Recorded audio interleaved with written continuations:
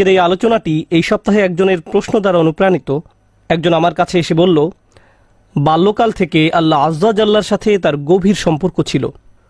খুব অল্প বয়স থেকে সে আল্লাহর নিকট দোয়া করত, এমনকি কিশোরী বয়সেও তাহাজ্জুদ পড়ত, এমনকি কিশোরী বয়সেও যখনই সে আল্লাহর নিকট কিছু চাইতো আল্লাহ তাকে তা দিত। এই ব্যক্তির আসলে খুব কঠিন এক জীবন ছিল। অল্প বয়সে বাবাকে হারান, কোনো ভাই নেই, এই বোন খুবই একাকিত্বের জীবন কাটিয়েছেন এবং সিদ্ধান্ত নিয়েছেন সত্যিকার অর্থে আল্লাহর উপর তাওয়াক্কুল করে থাকবেন। যখন সে এভাবে বড় হতে শুরু করলো, সে দেখতে লাগলো যখনই সে আল্লাহর কাছে কিছু চাইতো আল্লাহ অলৌকিকভাবে তার সকল প্রার্থনার জবাব দিত। যখনই সে আল্লাহর কাছে কিছু চাইতো আল্লাহ কখনো তার দুয়ার জবাব না দিয়ে থাকেননি। এভাবে সে আল্লাহর উপর নির্ভরতা এবং নৈকট্য বাড়িয়ে তোলে। যখনই তার কিছু দরকার হতো সে 2 রাকাত নামাজ পড়ে আল্লাহর কাছে তা চাইতো। তো তার আসলেই আল্লাহর সাথে খুব সুন্দর একটা কানেকশন ছিল। তাহলে এখানে প্রশ্ন কোথায়? প্রশ্ন আসে এই ব্যাপারটা থেকে যে সম্প্রতি তার জীবনে সে অপ্রত্যাশিত কিছু কঠিন সমস্যার মুখোমুখি হয়। তাই সে আল্লাহর প্রতি ইবাদতের পরিমাণ আরও বাড়িয়ে দেওয়ার সিদ্ধান্ত নিল, দুয়ার পরিমাণও বাড়িয়ে দিল, কারণ তার সমস্যা বৃদ্ধি পেয়েছে। সে ভাবল সমস্যা যেহেতু বেড়েছে তাই আল্লাহর কাছে সমাধানের জন্য দোয়ার পরিমাণও বাড়াতে হবে। তাই সে এমনটা করলো।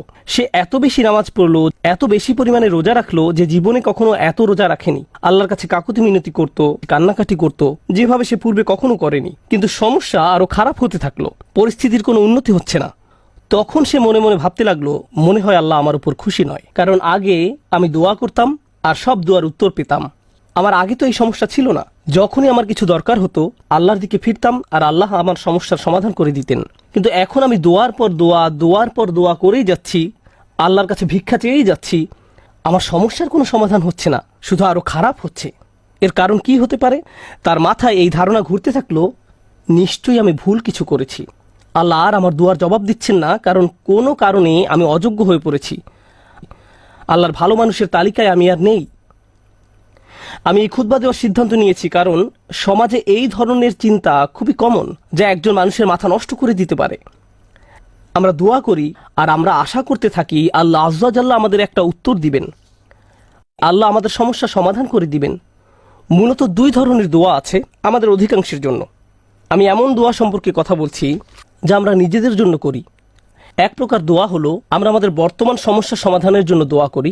আমাদের সমস্যা আছে, কিছু পরিস্থিতিতে আটকা পড়ে গেছি, আমরা চাই আল্লাহ আমাদের আরো খারাপ কোনো সমস্যায় পড়ে যাওয়া থেকে রক্ষা করুন, আমাদের ভালো যা আছে তা যেন তিনি রক্ষা করেন, ইত্যাদি। আর অবশ্যই আমরা আমাদের ভবিষ্যতের জন্য দোয়া করি, আমরা নিজেদের জন্য দোয়া করি, সন্তানদের জন্য দোয়া করি, এখন সবকিছু ভালো আছে, ইয়া আল্লাহ এভাবেই যেন থাকে। এই ধরনের দোয়াগুলো আমরা নিজেদের জন্য করে থাকি।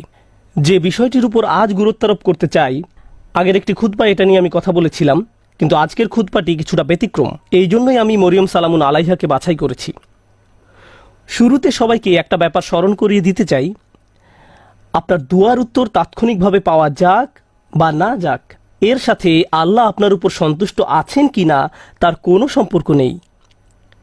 এর কোনো সম্পর্ক নেই তার সাথে। এই দুইটার মাঝে কোনো সংযোগ নেই। আর যদি কোনো সংযোগ থাকতো তাও আপনি জানতেন না, কারণ